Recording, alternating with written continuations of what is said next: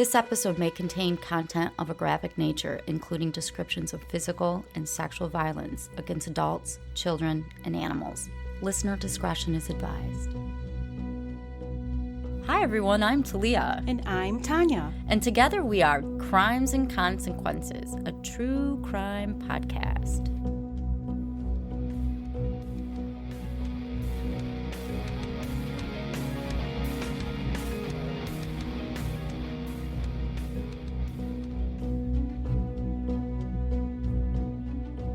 Welcome back, everyone, to another episode of Crimes and Consequences. I am Tanya. And I'm Talia. And we are just a couple of friends who are lawyers and also enjoy talking about true crime. Yes. A lot. So before I get into today's episode, I just would like to ask everyone to please hit the subscribe, follow, like button wherever you are listening or on whatever app. I would like to thank True Crime Daily for hosting us. Thank you. And today's story is about the murder of Rebecca Watts. Rebecca Watts. And it takes place in England. So Rebecca Watts was born on June 3rd, 1998 in Bristol, United Kingdom. Her parents were Tanya Watts and Darren Galsworthy. Life wasn't easy for Becky.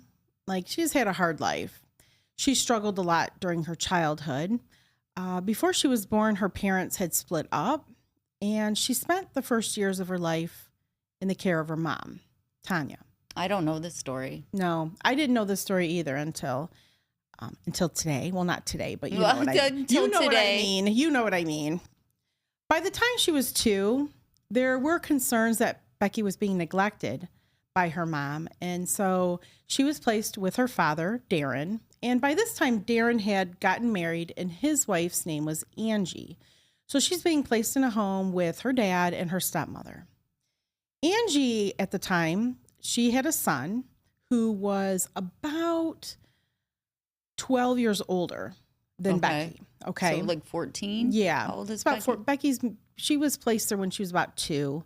So he's 14 at the time. And so they have this blended family.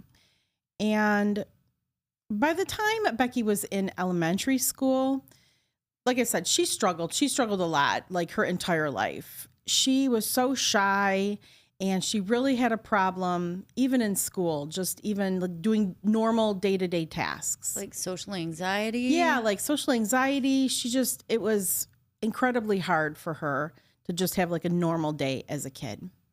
Her stepmom, Angie, ended up being hired as a volunteer classroom helper so that Becky would be calm enough, and more comfortable with having her there. She became really attached to Angie. She just clung to her. She didn't want to go anywhere without her. And when she reached about middle school age, she was really teased a lot by her classmates due to her weight, which then she became anorexic because of it by the time she was 13. Was she overweight? And then she was overweight, but she wasn't kids are just assholes. Yeah, kids are just assholes. She could have been 5 pounds overweight and they would have teased her, right? I mean, yeah, you know how girls are. You know how teenage girls are. Yeah, I do. I mean, unfortunately, we all experienced it. And the anxiety and everything became so great. And she's dealing with this eating disorder that by the time she's 13, she became homeschooled. And these were just dark times for Becky. She's going through this eating disorder, so she's seeing a lot of medical professionals. There's turmoil at home. There's turmoil, because she isn't going to school. She's being homeschooled. So it's just a lot of, I guess, just stress. Turmoil. Yeah, stress and turmoil happening at the home. However, as time went on, Becky seemed to come out of her shell a little bit, being homeschooled, and she was going to therapy and things like that to address her eating disorder. So she became, her confidence is starting to build. Okay. She's getting over these things, and she grew to love fashion and music like any typical teenager. And our story takes place, Becky's about 16. Okay. So she was described as being someone who was fun and lovable and, all the good things that you would talk about a teenager. But sometimes she would. Not a lot of good things I would talk about. I know. With a teenager, but go ahead. And you're right, because there were times where she would get into tiffs with her parents, with Angie and her dad. As a mom of many teenagers, I'm a professional. I can give my opinion. Yes, you can give your opinion on teenage girls. Teenagers scare me. Teenage girls especially. They scare me. Yeah.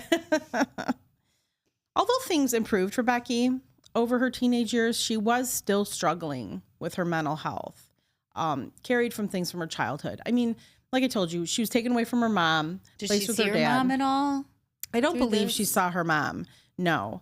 And over about 3 years prior to this story, so maybe from she's about 13, Becky was seen by over 17 different mental health professionals. And they're all giving their diagnoses. That's a lot. It's a lot. And a lot of them, in my research, I found out, determined that she was just like a difficult child. And even though she was voicing concerns, like she was saying like her stepbrother was a problem, like he was teasing her a lot, like she would mention this and they're just like, oh, you're just a problem child, is basically. Maybe it's her temperament or something which she's born with. Yeah, I'm not sure, but anxiety. Even though she had all of these opinions, they just continued to say Becky's just problematic. Okay. It's her and not anyone else. No one really took the time to uncover, like I told you, she wasn't going to school, so she's got this social anxiety. She's isolated. She, had this eating disorder. Right. And like no one is really digging deep into like any kind of therapeutic, like a deep therapeutic environment to really what's really uncover. Going on underneath all this. Right. So what is really going on? She never did return to school. She was continued to be homeschooled. By Angie? Mm-hmm. And she did open up that she was just scared to be alone. And I don't know if school would trigger that because there's kids everywhere, but I think it was more like she wanted to be with someone that she knew. Right. And that gave her comfort. At one point, Becky reported to professionals, like I mentioned a little bit earlier, about the conflict she was having with her stepbrother, Nathan. She said Nathan would often bully her about her weight. And, I don't know how much more she went into it, but they were like oil and water. At this time, though, Nathan has to be about in his 20s. Yeah, he's right? in his later 20s. He's still living at home? He's not living at home like when she's 16, but I'm thinking, I don't know how late he lived at home, like until what age, but she might even be referring to when she was younger. Okay. I mean, like the eating disorder came out when she was about 13 when she developed anorexia. So I don't know if he was still at home then. Or just always stopping by and harassing her. Because he didn't live very far away, maybe like a mile away, but they never got along. It was like oil and water. Because she didn't go back to school, you had asked me, did Angie teach her? She was also taught by the Hospital Education Service, which is something that's offered in the UK. Oh. It's called HES, and it's schooling for students who are in the hospital, and it must be referred by a community-based healthcare provider. So it's something like you have to qualify for to receive. And even though she was being taught by the HES, she still struggled with peer relationships. And she did confide in an HES professional that there was a younger male student at the school who was threatening to expose her and post naked pictures of her online. And I don't know how he got these pictures. But she's homeschooled. I know, but she's attending the school with the hospital professionals, and somehow he has these photos and he's threatening to expose her. I don't know why he was blackmailing her. Or what happened. Yeah, or what happened. Those naked photos. Right. And she said she didn't want to go to the police because she was afraid of repercussions. And despite her asking this HES professional for help, the claim that these pictures existed and all of that, and that she was being threatened, was never followed up on, and nobody really investigated it. What year is this? This is 1998-ish. Okay, that's before they had the whole crimes where, you can't post about right. Oh, yeah. Right. people when what am I thinking of? The revenge porn. Yes. Yeah. Yes. So I'm not sure, how he got his hands on this. I'm sorry, it's not 1998. It is like 2015. I'm sorry. She was born in 1998. I'm sorry. Okay. I got my dates mixed up. So it is in the age of like revenge porn, but she did not want to pursue it. Yeah, she didn't want to pursue it. And one of the things that the authorities said, well, they weren't sure whose fault it was. Like, and I don't even understand that. Like, I'm thinking this is an HES professional, like worker or whatever, that she told, well, they didn't pursue like looking into it because they weren't sure whose fault it was, whether it was her or the boy. So which to me, that should be like plain and simple. Like, it's not her fault. Like, I don't care what she did. Maybe they didn't trust her. Yeah. And I'm thinking that's probably part of it. Because like I said, she was difficult and she was always classified as being problematic. Right. Like in the reports. And so, no one really dug deep to find out what was really wrong with Becky. So no one, she's not getting really the help that she needs. So regardless of all the struggles that Becky went through, she really tried to live like a normal teenage life. So she's about 16. She has a boyfriend. His name is Luke, and he's not the boy that was blackmailing her. Becky and Luke enjoyed playing video games online. They were in constant contact with one another, as teenagers would do, like over texting. They texted a lot. A lot. Yeah. Luke was a year older than Becky, and he was in college, and this is, like I said, 2015. It was clear that Becky was just completely head over heels for Luke, and their relationship really helped her confidence. Like, he really helped to draw her out of her shell. So on February 19th, 2015, Becky returns home to her house in the morning after staying the night at a friend's house. Angie said she saw Becky that morning. She chatted with her a bit before Angie left around 11:15 a.m. to go to a doctor's appointment. Luke had heard from Becky the night before, but he hadn't heard from her yet on February 19th. And he was starting to get really concerned. Because they're probably always probably texting. Always, right? Texting. From the second they wake up to the second they go to sleep. You don't respond to someone's text in 5 minutes. Right. They're like, what's wrong? Well, even 5 minutes. If you're not responding in 30 seconds, right? What's My daughter wrong? does that to me. What's wrong? Are you okay? Yeah, are you okay? Are you still alive? Is everything all right? I'm getting anxious. Like, I have a life. I don't respond right away. Right. But anyway, back, teenagers, I get it. So he's starting to really become concerned. Becky wasn't replying to any of his messages. In fact, he noticed they weren't even being delivered, because you can see that on your phone sometimes when messages are so her delivered. Phone is off? Yeah, possibly. That's what he thinks. Like, what the heck is going on? And as more time grows that day, Luke's becoming more and more worried about his girlfriend, and he decides he's going to head over to the house to check on her. At about 5 p.m., he went to the house and he knocked on the door, and a girl answers it, and her name is Shauna, and she is Becky's stepbrother Nathan's girlfriend, Shauna. Okay. So Luke asks Shauna, have you seen Becky? Has she been around? And Angie's home by then, and both Shauna and Angie tell Luke that Becky wasn't home.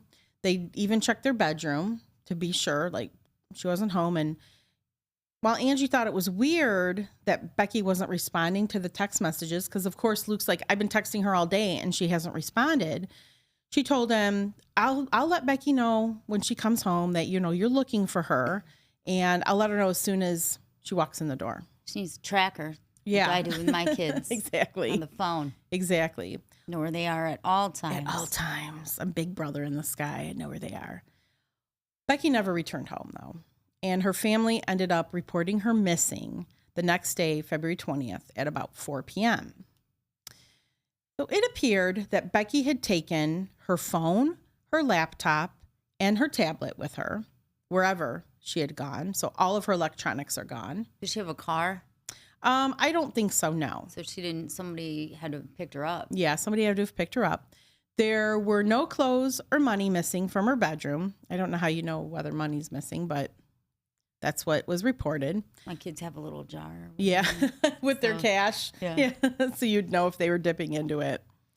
Luke told the police that in the days leading up to her disappearance, Becky seemed relaxed and just overall, and she seemed happy. So it wasn't like she was running away. Right. Like running away, like, we broke up and she ran off. But he's like, no, she was doing great. She was happy, it seemed, and everything. He saw Becky just a few days prior and everything seemed normal, he told the police.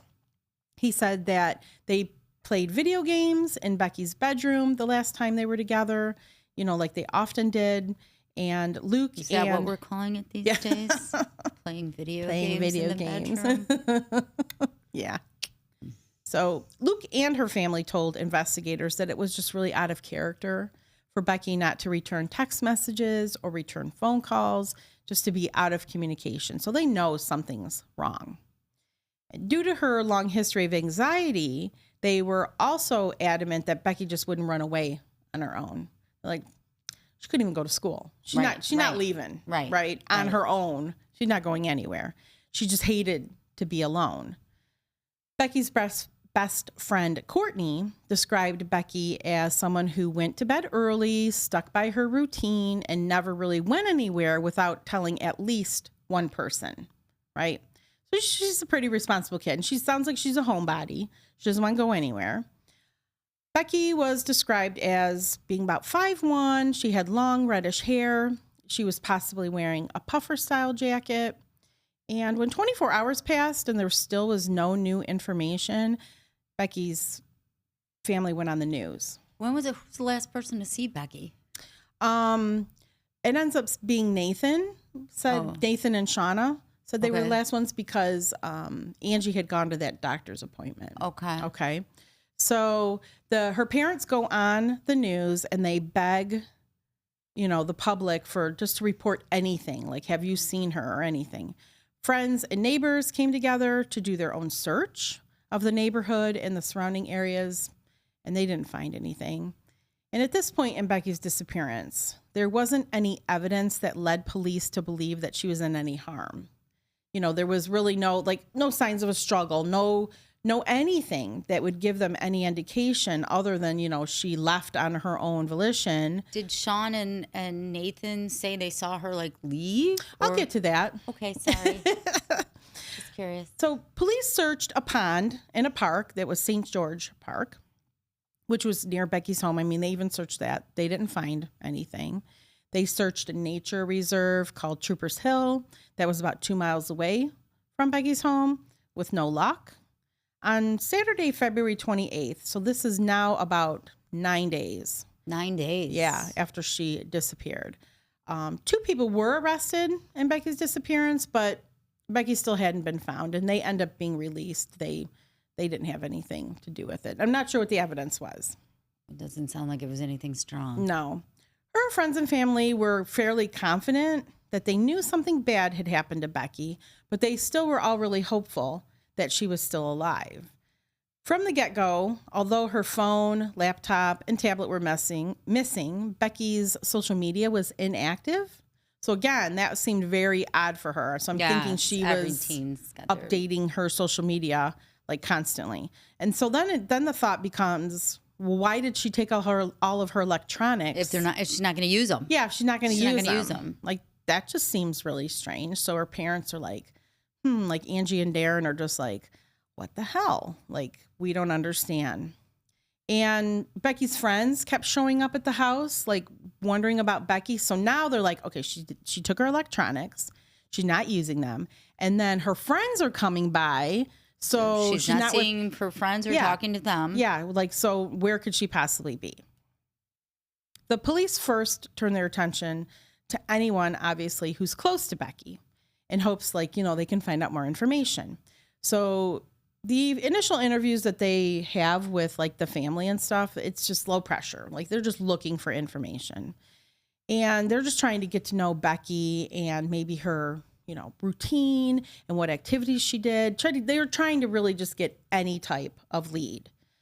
So through these interviews, police discover that Becky's stepbrother, Nathan, and his girlfriend, Shauna, were at Becky's house.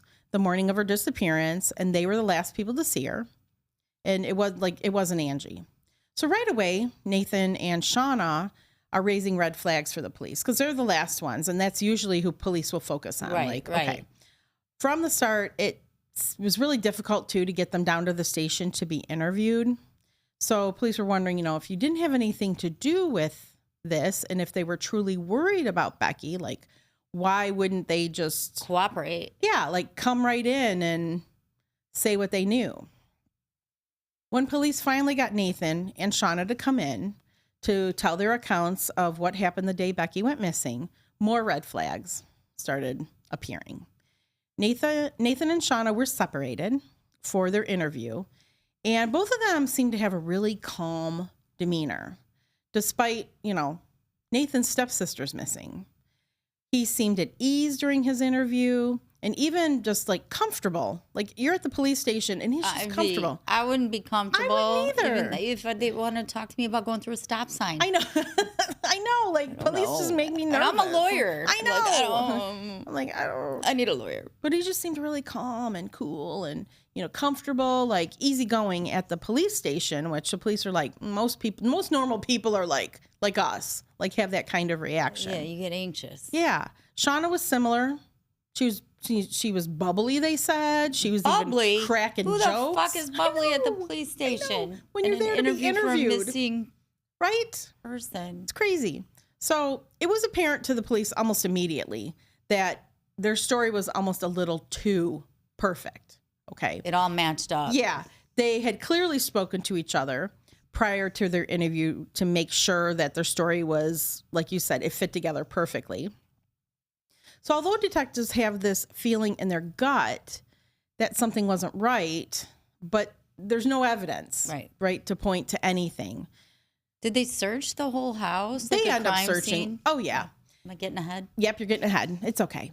Nathan and Shauna told police that that morning they phoned Angie and asked her if she was home. When she said yes, they went over to the family home because they don't live with Angie and Becky and Darren. They live about a mile away at their own place.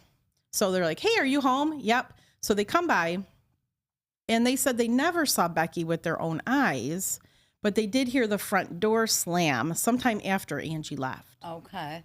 And so they just assumed it was Becky, like that she was leaving because they were the only ones that were in the house. That's all they said.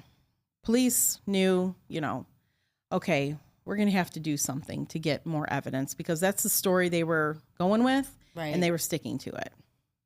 So after 9 grueling days and no sign of Becky, a forensic team finally went back to Becky's house that she shared with her father and her stepmother in hopes they could find something, some kind of evidence that would lead them, like something. Give them something to work with. Exactly. And they ended up finding something. Oh. This is when they found their first real clue. A very small blood splatter was on the door frame that was leading to Becky's room. To the naked eye, it would have been really difficult to see. There was some that was down low. Like it's a splatter. So there's some that's like down low on the door jamb, some at waist level, and then about shoulder height. So just little specks. And in the blood splatter, there was some fingerprint. There was a fingerprint left behind. So they're like, okay. They not only were Nathan and Shauna significant witnesses because they were the last people to see Becky alive, but they were also being evasive, and this was making the police weary. And so they collect this blood evidence and they get the fingerprint, and they're hoping, something's going to break. And because Nathan and Shauna were being so elusive, they decide they're going to focus on Shauna. She's going to be the weaker one. Yeah, they're hoping that she's the weaker one, right? That she's going to cave and tell them what happened. So she comes in for a second interview, and she told police the whole situation was actually quite difficult for Nathan. He's having a really hard time is what she tells police because he was close to his mom, and Becky and Angie were close, and it's being really, it's really hard on his mom, and he's really going through it. But simultaneously, the police were also interviewing Nathan at the same time, and he was giving a totally different account of his family dynamics. He told police He doesn't really talk to Becky, and he doesn't really like her because of the way he claims she sometimes talks to his mom. So maybe she was being sassy or disrespectful or something. Okay. And Nathan was unable, though, to think of a specific time that Becky was rude to his mom, but he just felt like she was. That's what he's telling. Disrespectful. Yeah, disrespectful. And this raised even more red flags for the police, but it wasn't enough to detain Nathan. Yeah, what are they going to do? They can't. Because they get that fingerprint. Right. Because Nathan and Shauna now are giving different accounts because, Shauna's saying, oh, Nathan's totally broken up and whatever. And then Nathan's like, I don't really even like her. Right. So. But still, even if you don't really like her, it's your I know. stepsister, you're going to care that she's missing. You would think. Maybe right? you'd be upset. A little bit at least, right? I mean, my kids don't like each other that much, but they'd be very upset if one was missing. One was missing. So finally, though, the forensic team comes back with results on the fingerprint found in the blood splatter on the door frame. And do you want to guess whose fingerprint it is? Nathan. Yes, it's Nathan's. At this point, the police are just pressed to find out what happened to Becky. And can they can do DNA on the blood? Oh, yeah, they can do, and they do, and I'll get to that. Nathan, like I mentioned, no longer lived at the family home. He and Shauna had their own place. So the fact that his fingerprint was found upstairs was unusual because if you're coming to visit, you don't live there anymore, your fingerprint shouldn't be upstairs. Yeah. At a bedroom. By blood. Yeah, exactly. And although they had the fingerprint, police had to wait another 12 hours to get the DNA results to officially figure out whose blood splatter was on the door frame. So during those hours, police put together a plan of action of what they're going to do when they get the results. They decided if the blood was in fact Becky's, along with Nathan's fingerprint, that they were going to arrest Nathan immediately for the kidnapping. Because right now we don't even know where Becky's at. Yeah. So and it doesn't sound like there was a lot of blood. No, and there wasn't a lot of blood. The DNA results come back, and it confirmed that it was Becky's. And so the police tracked down Nathan and Shauna. They were still hopeful that they could find Becky alive. So Becky's maternal grandmother, her name was Pat Watts. She wasn't surprised at the arrest, and she stated that Nathan has always hated Becky, and he made it obvious. So police used everything they knew about Nathan and Shauna to carefully craft questions that would not only keep them talking, but allow them to share a detailed account of what happened. Trying to get them okay, what's going on? Well, the more they talk, the more likely they're going to be inconsistent with something. Yes. Shauna was overall very confident, and she was an articulate person. So it was easy for police to tell during the interview after her arrest that she was just weaving this web of lies. She just was talking. Shauna was sure that Nathan... Why did they lawyer up? I don't, because people are dumb. Lawyer up. I know, people are dumb. I have told my daughter, if you ever, I don't care what you did, or if you didn't do it, don't you talk to the police. Even if you're innocent, don't talk to them. Don't. Call me. Call me. And tell them you want to talk to a lawyer. And I give that advice to everybody. Yeah, that's right. Do not. So Shauna was sure that Nathan, that he wasn't capable. She's telling the police he's not capable of doing anything to Becky. And she would know she was there. Yeah. He's not capable. There's nobody in his family, nobody in the family that would hurt Becky. This is, crazy. This avenue that you're pursuing when she's talking to the police is crazy. But it was becoming more apparent to the police that the more they had her talking, the more unsure she was of the story she was telling. I'm thinking they're thinking she's just talking off the on the fly. Talking out of her ass. Yeah, talking out of her ass. They're like, okay, so they keep her going. And they said to Shauna that we know you're keeping something from us. They could see it in her face. And she maintained she knew nothing. She had no reason to believe anyone, including Nathan, would hurt Becky. She's sticking to that. But Nathan was much more different than Shauna in the interview. He didn't respond well to confrontation, and police wanted him to feel a sense of control and confidence before they came at him with the really hard-hitting questions. So after creating that environment for Nathan, police finally asked him, what does he know about Becky's disappearance? And was there anything that he could do to help them find her? Nathan maintained that he didn't know where she was. So police took the investigation one step further by searching Nathan and Shauna's house. Oh, they got a search warrant. Yeah, they got a search warrant. And like I said, it was about a mile away from where Becky and her parents lived. Police were still holding on to the hope that maybe they would find Becky alive, even though now she's been missing for about 12 days at this point. Good. Upon entering Nathan and Becky's home, police find out that they're hoarders. Oh, shit. I love this show. It's so unfortunate. I love that show. I know. So you can picture in your mind what it must look like, right? Every single room was filled with tons of trash and different things. Some rooms were completely inaccessible. Wow. Due to the piles and piles of stuff. And as police are moving through the house, there's no sign of Becky or really any evidence. It's just like all It's just a hot fucking mess. It's just a hot mess. And that is until they get to the upstairs bathroom. On the left side of the bathroom, there are things piled high.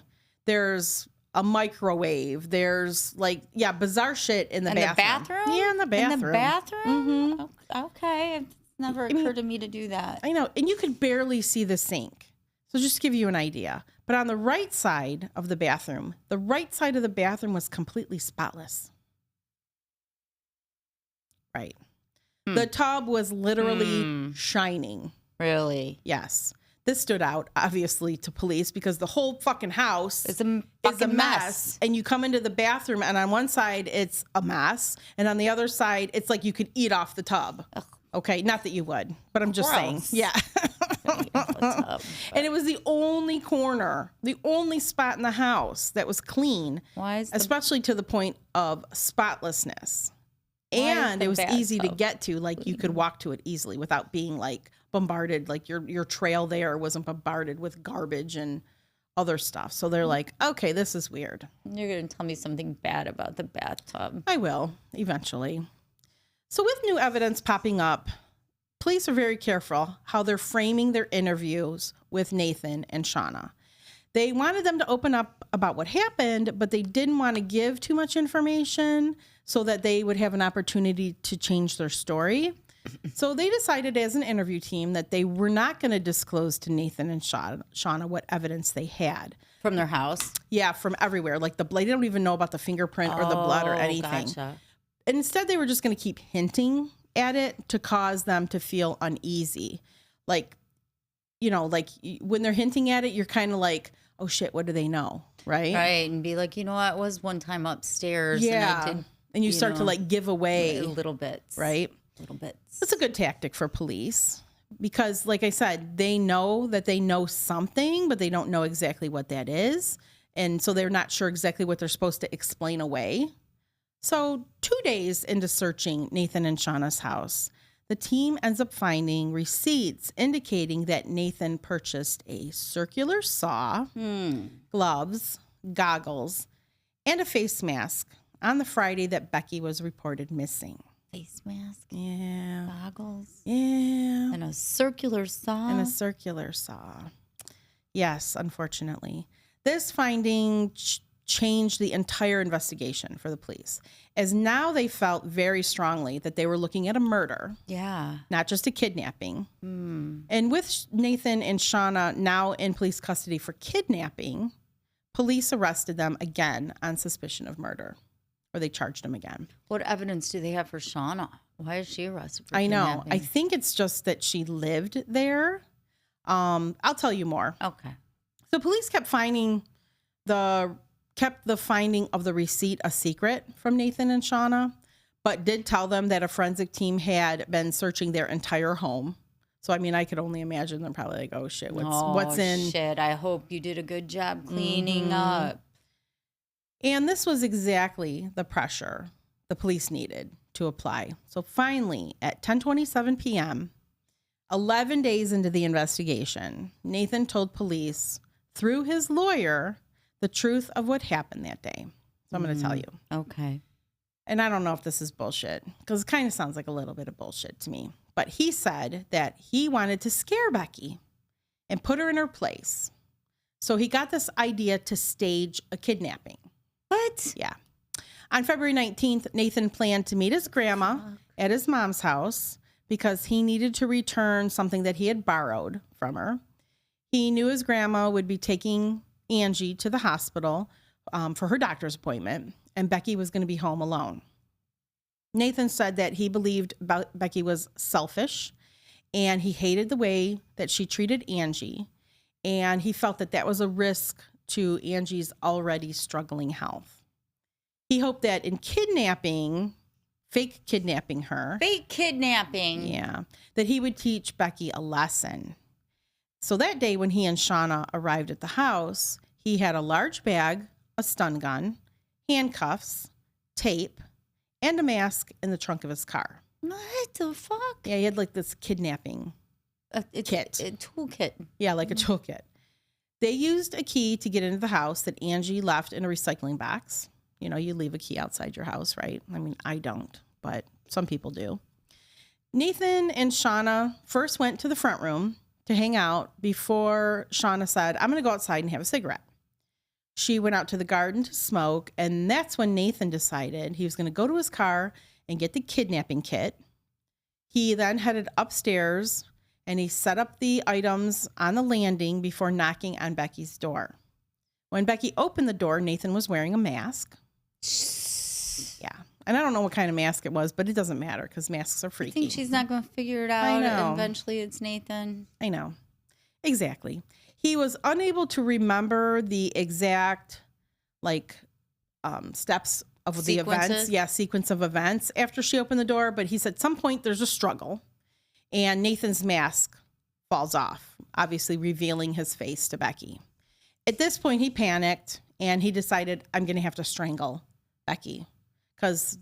Why? Because I know, right? Like, that's why I'm thinking this is bullshit. Like, okay, your stepbrother attacks you. Like, okay. It's going to get assault and battery and be out in 30 days. Yeah, because people are stupid and I don't believe this story. But anyway, he strangles her. He puts her inside the large bag along with other items that he brought. He then packed up her phone, her laptop, and her tablet, along with a pair of shoes, some clothes, and a duvet cover from the spare room. He took Becky out to his car and put her in the trunk. Where's Shauna? Shauna's supposedly outside smoking a very long cigarette while this is all going on. Yeah, because it takes minutes to strangle somebody. Yeah, Poor and it Becky. only takes minutes to smoke a cigarette, right? Yeah. So I don't know. He said then he went inside and he was going to wait for Shauna to come back in from smoking. And then when he heard that she was coming back in, because I think she was like out the backyard or something, when he heard her come in, that's when he slammed the door to make it sound like Becky left. Like, remember, they told the police Becky left. Okay. Nathan and his lawyer had given a written statement to police. And police were going to play back a recording of the statement. And when they did, Nathan plugged his ears, unable to listen to what, the reality of the story that he had done. Nathan would go on to confess that he used the circular saw he bought the day after he killed her to dismember her body in the bathtub at he and Shauna's house. Nathan said then he wrapped her body parts up in various bags and boxes, and he hid them in a shed in his backyard. When police asked further questions after Nathan's confession, because they wanted some more clarification, he just continued to say no comment, and he started to cry. This gruesome discovery rocked not only Becky and Nathan's family, but the entire community. Police now knew what happened to Becky, but they were still leery of the statements that Nathan had made, as Shauna wasn't really mentioned, right? Like you were asking. They live together, and he's got a circular saw in her tub. Thank you. And yeah, a saw's pretty fucking loud. Yeah. It's not quiet. And, they're saying sense. he said that, he even said that Shauna had no idea about what happened to Becky, even when he was dismembering her in their bathtub. Really? And then it was clean on top of it. That would have been a red flag for me too. Even if I wasn't home and I came home and my house is a fucking pigsty and I go in the bathroom's clean, I'd be like, what the fuck happened here? Right. You'd want to know. Right. So they wanted to tread lightly and hopefully be able to uncover the full truth. it was just really hard for them to believe she wasn't at least aware of what happened. Has to be. Yeah. Many people believe that Shauna was actually the brains behind the entire murder and Nathan was just the one who executed it. I'm not sure why they think that. I'm not sure of what Becky's relationship with Shauna was.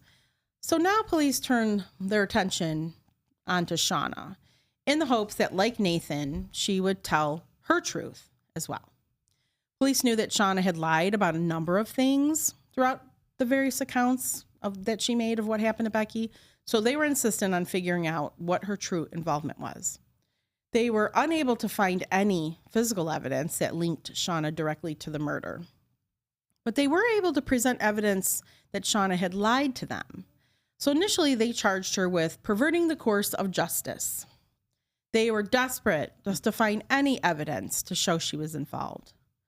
Finally, in a shocking development found in deleted texts on Shauna's phone, police discover a much deeper reason behind the couple's plan. Not only were there pornographic pictures of girls around Becky's age, like on their phone, but Nathan and Shauna had texted about plans to abduct a young girl and then bring her back to their home and like keep her as like a sex slave. Oh, shit. Yeah. Yeah. So police now believe that there could have been a sexual motivation about, you know, behind the murder, like acting out some fantasy. Right. So when police questioned Shauna about the text messages, she just answered, no comment, no comment. And despite the finding of these messages, Shauna maintained she had absolutely nothing to do and didn't even know about Becky's murder. This was until her DNA was found on a face mask that was found in a bag with Becky's remains. Yeah. This could have been transfer DNA. Could have been transfer DNA. Could have been, but probably not. Probably not. So this was the first time police were able to tie Shauna directly to her murder. And finding this mask indicated that she did have at least something to do with, I don't know, the killing, but the dismemberment, maybe something. She knew about something. So because of this, both Nathan and Shauna were each charged with murder and perverting the course of justice. You said they got the saw and all that the same day. Becky disappeared. I wonder if they got it before or after. I know. I wish I knew that. Did they really strangle her? Did he really strangle her there? And why is there blood if she's just strangled? Right. Why is there blood on the door? Right. Oh, yeah, that's a good point. Doorway. Yeah. Missing pieces here. Some missing pieces, and I don't think we'll ever know the true story either. In October of 2015, Nathan and Shauna had their day in court. Nathan maintained that it was never his intention to kill Becky, but he killed her by accident. Sure. During court, Shauna described the text messages between her and Nathan that discussed kidnapping young girls, as she said it was just unfortunate, and she was being really sarcastic about it, because that's a way to win over a jury, I think. On November 11th, 2015, after 3 hours and 27 minutes of deliberation, the jury found Nathan guilty of murder, conspiracy to kidnap, perverting the course of justice, preventing the lawful burial of a body, and possession of 2 stun guns. Shauna was found guilty of manslaughter, conspiracy to kidnap, perverting the course of justice, preventing the lawful burial of a body, and possession of 2 stun guns. Nathan was sentenced to life in prison with a minimum of 33 years, and Shauna was sentenced to 17 years in prison. And this is going to piss you off. Okay. Shauna only served half of her 17-year sentence before she was released on, I'm thinking, parole. It's released on license in the UK. Okay. Parole? Yeah. Yeah. She was released in 2023. Becky's family said that was a complete slap in their face, and to anyone who loved Becky, but she's out. And I mean, how did he get the body from the You house? are stuck on that. Because she helped him. She had to have. This is my opinion. Yes. It doesn't make any, nothing else makes sense. No, she had to have helped. She had to have helped him the whole time. And don't they have like CCTV footage of them shopping and getting their chainsaws? I don't know. I don't know. Were stores really big on cameras in 2015? I can't remember. That was almost 9 years ago. I don't know. When did the cameras become popular at Home Depot? I don't know. She's out, though? She's out. And Nathan is still in prison. And who knows the real reason? I think they wanted to kidnap her and put her in there wherever. But then he says he strangled her right away. Yeah. So I don't know what happened. I don't know. And it's so stupid. He just didn't like her. He just hated her. I guess. She's only 16. I mean, my God. But anyway. Poor Angie. Yeah, poor Angie. I'm sure she felt horrible. And her poor dad and her son kills. Yeah. Right? Daughter. I know. Like, it's just really sad. So, well, thank you, everyone, for listening or watching today's story. And if you haven't already, please hit the subscribe or follow button or like here on YouTube. Thank you again to True Crime Daily for hosting us. Yeah. If you would like more episodes, we do offer... Lots more, billions and billions. Yeah, we do offer... you can sign up for a very small fee on patreon.com/TNT Crimes. And we release one episode to our members a week. We also release the weekly episode like this one, ad-free and early. And you can either go on Patreon, or if you listen on the Apple app, you can go to the app and you can subscribe through there. We have a website, crimesandconsequences.com. We're on social media, but we haven't updated it in a while. No, but we're working on it. We're working on it. A lot of work. It's at Hardcore True Crime on Instagram and Facebook. And I think that's all the business. Until our next episode. Don't kill each other, and thank you for watching. Yes, thank you. That's sad. It's very sad. Bye. Bye.